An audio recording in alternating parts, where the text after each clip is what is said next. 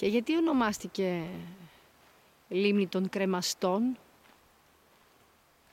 ξέρεις? Κοίτα τι ωραία εδώ πέρα, σαν φιόρδι είναι.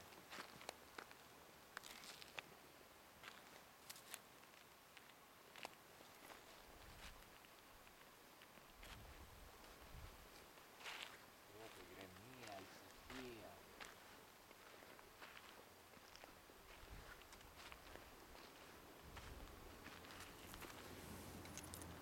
Εδώ, το δέντρο.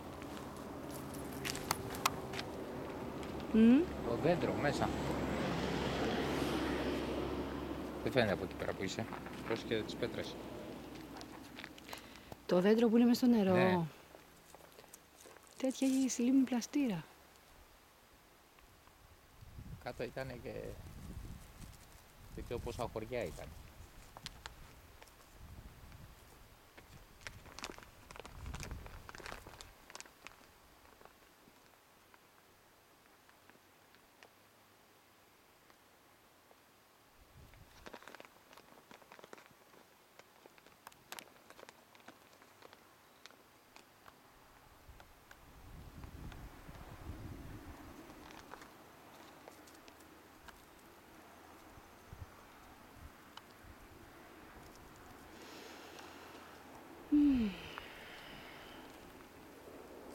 Τι ωραίο χρώμα που έχει το νερό. Ναι, είδες. Περίεργο.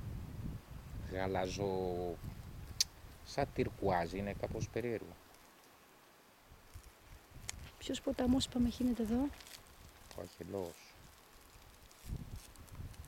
Ο Αχελός μου να ξεκινάει εδώ. Ναι.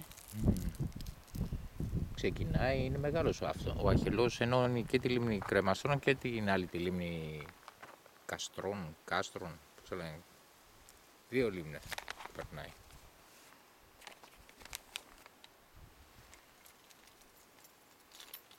Εκεί, από εκεί πίσω είναι το ποτάμι.